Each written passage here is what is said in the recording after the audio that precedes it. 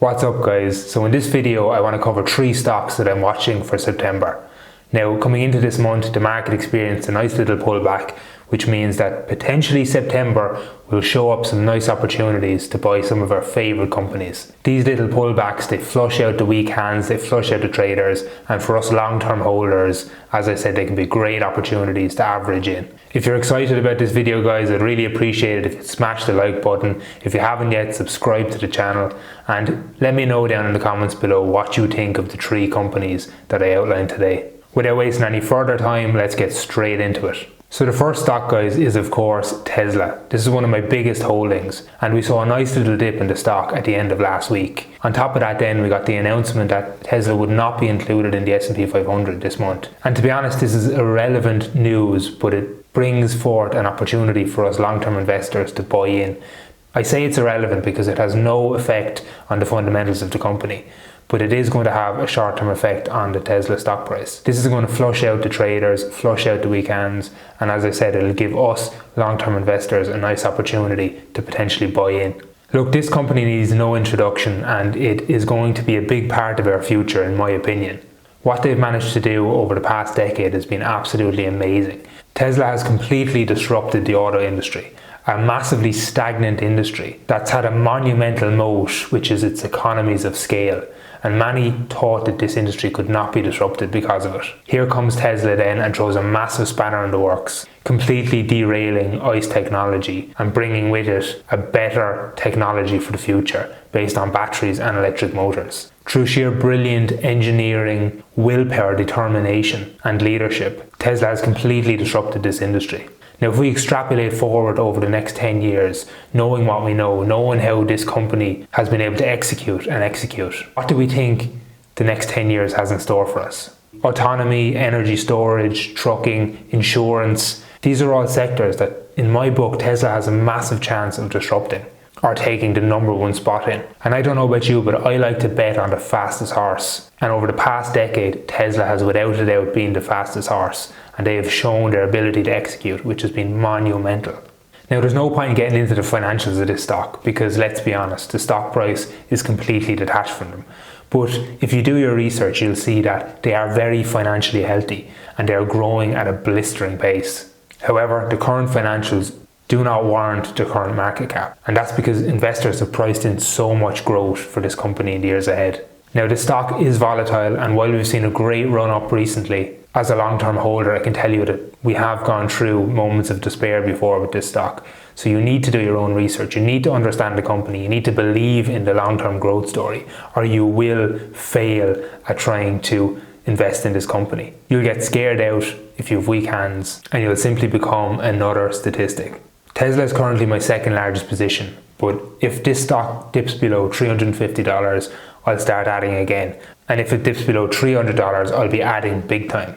Now, for a bit of perspective here, this stock was below $300 only a month ago. So we cannot be surprised if it goes back there again. A lot of people are also hyping up Battery Day, but I would argue that some of this is probably built into the stock price already. And we've seen previous announcements by Tesla, such as the Cybertruck announcement, actually negatively affect the stock price because investors might not understand exactly the importance of the announcement that Tesla makes, or they simply might not like it, or it might be underwhelming compared to what they were expecting. So bear that in mind. Okay guys, the next stock I will absolutely definitely be picking up is Square. Now if you've been following this channel for some time, you'll know that I've been waiting for a pullback in this stock. But since I've started investing in this company, the stock price has done nothing but go up at a 45-degree angle. And it's given me no meaningful pullback to buy in.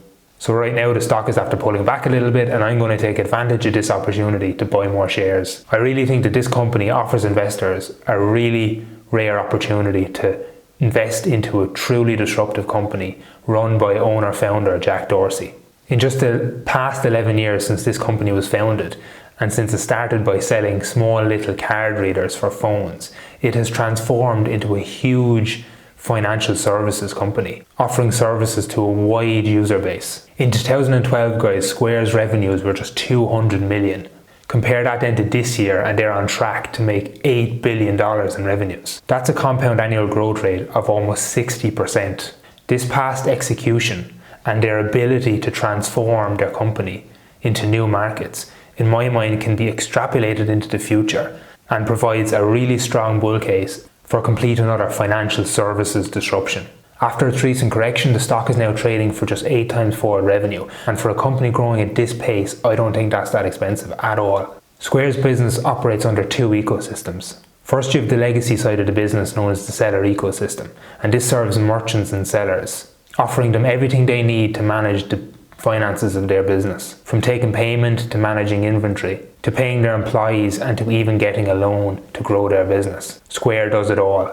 And Square's value proposition is orders of magnitude better than a traditional bank. Not only because they offer every solution in one integrated system, but because their ethos is to help you grow and to be successful. And they will work in a very flexible manner to enable you to do this. And unlike a traditional bank that only looks at your financial statements, Square has massive amounts of data on you as a business owner. It understands your financials much better than a bank can, and as such is in a much better position to provide you financial services such as loans. This side of the business has seen revenues go flat or even decline slightly due to the pandemic, but this is understandable, and I've no doubt that growth is going to continue over the next few years. The other side of Square's business then, guys, is the Cash App, and I've no doubt you're familiar with this. Cash App offers financial services to individuals, from regular banking to money transfers to buying shares or even cryptocurrencies. Cash App allows you to do it all under one friendly UI. Cash App is growing at a blistering pace, and they ended 2019 with a user base of 24 million. In Q2 then of this year, they announced users of over 30 million. So the growth is continuing and it's not stopping. Now, one reason I really like this company is because I'm such a believer in the future of Bitcoin, and I think it's massively going to disrupt the financial sector. Square has shown by being the first publicly traded financial services company to offer Bitcoin to its customers that they have a strong commitment to this industry. Jack Dorsey as well is very public about his belief in Bitcoin, and even on his Twitter handle he has #Bitcoin. And in a recent podcast, I heard him say that every week he maxes out his Cash App limit for buying Bitcoin, which is $10,000. So with Jack at the leadership, and with the company so clearly keen on offering Bitcoin as a financial service, despite the fact that it doesn't generate huge incomes for them, makes me think that they're building a moat around this, and they are the company that's going to either capitalize on the future of this industry or at least not get disrupted by it. And guys, that's a perfect segue into my favorite buy for September. And it's actually not a company, it's Bitcoin. As an asset class, I think this offers unbelievable risk reward with huge potential for the upside. It does, however, have huge volatility. So if you can't stomach the volatility, you shouldn't be in this. Now, what I will say though, is that the volatility is a blessing, not a curse. Number one, it gives you huge opportunities to buy in during dips. But number two, how can this asset grow from just 200 billion today to multi-trillion if it's not volatile? How else can all this money inflow from other assets into Bitcoin without volatility? It cannot happen. So if you're investing in this, you need to embrace the volatility. I truly believe, guys, that this asset is going to be the biggest redistributor of wealth ever in history. Now look, I know it's very polarizing and you either love it or hate it, but in my experience, those people who hate it, they just don't understand it. They understand it maybe at a very surface level, but that's not enough. You need to dig deep into the mechanics of this, into the fundamentals of this. And I've never met somebody who has actually done the work in truly understanding it and hasn't been absolutely convinced that this thing is the future. The innovation in the protocol of Bitcoin means that it has the potential to disrupt like nothing we've ever seen before. And unlike Tesla or Square that are disrupting massive industries, Bitcoin has the potential to disrupt the biggest industry in the world, which is the industry of wealth storage. I'm talking the stock industry, the bond industry, the real estate industry, and the precious metals industry. These are 4 asset classes that people use to simply store their wealth, to try and get out of fiat currency and into something that's not going to get them crippled from inflation. All of these assets combined have market caps of hundreds of trillions of dollars. Contrast that then with the market cap of Bitcoin that's currently under $200 billion, and you will see why I think this has the potential to become absolutely massive. Right now, Bitcoin is just over $10,000, and I think in 2 to 3 years, we're going to look back at that price and it's going to look like an absolute steal. Some of the catalysts I see in the future are The supply shock that we just went through in May, we went through the halving, which means that the number of bitcoins rewarded to the miners gets cut in half. And that has a massive effect on the dynamics of this asset class, because as we know, everything is about supply and demand. And if supply gets cut in half, then the price is going to increase. Now, if you want to know more about this, check out the last video I did on Bitcoin, which I'll link up above and down below, where I talk about this in more detail. But essentially, this model predicts the future price of Bitcoin based on the supply characteristics. And let me tell you, it's a very, very compelling model, so check it out. Now, the other catalyst I see is the inflow from financial institutions. And I include in that hedge funds, but also companies. Because very recently we saw a company called MicroStrategy take $250 million from its balance sheet and put it into Bitcoin. Now, I think this is just the start of a huge inflow of wealth from hedge funds and companies that we're going to see over the next 2 to 3 years. And again, this is going to have a massive effect on the supply and demand characteristics of this asset class.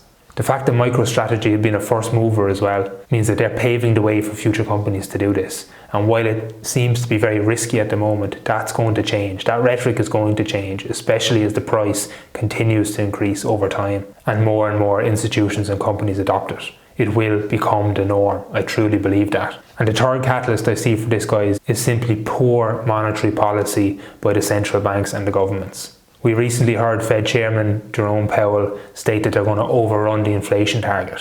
What this really means is it means more QE and it means low rates. All this leads to inflation, which means they're devaluing the currency. Now contrast this money printing, this QE infinity, this complete and utter lack of the preservation of the value of our currency with Bitcoin's monetary policy, which is absolutely set in stone and says that there will only ever be 21 million Bitcoins mined into existence. That's it, it's finite.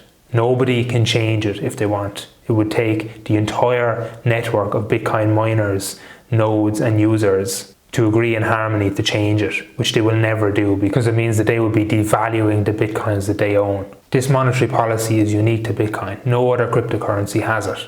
And I think it's the thing that's going to differentiate Bitcoin from all other cryptocurrencies and all other asset classes in the future. Most people haven't caught on to this. If you are aware of this and you are a believer in Bitcoin, you are early to the party, let me tell you. And over the next 2 to 3 years, things are going to change. More and more people are going to realize the power of this thing. And more people are going to FOMO in when the price starts increasing. You don't want to be one of those people. You want to get in now before the FOMO starts. Now look guys, this is a short video, so I'm never going to convert you if you're not a believer, but I will link down below in the description some really great podcasts and some really great information if you want to know more about this. Okay guys, so that's it. That's the 3 things I'm watching for September. If you got value from this video, please show me a bit of love by liking the video, and if you haven't yet, subscribe to the channel. And let me know down below in the comments what you think of this video and if you're buying any of the companies or asset classes that I mentioned. As always guys, thanks so much for watching. I really appreciate you being here. I hope you enjoy the content and I will see you in the next video. Have a lovely day.